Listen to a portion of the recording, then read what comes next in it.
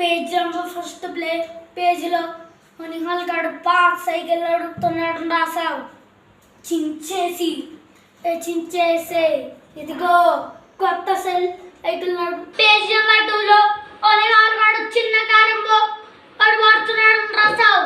చించేసే కొత్త కారంబో వాడు వాడుతున్నాడు Roy. Page number 3లో Nihal గాడు కుర్చీ బొమ్మలతో ఆడుకుంటున్నాడు రాసావు. చించేసి కుర్చీ పెద్ద కుర్చీలతో ఆడుకుంటున్నాడు రాయ్.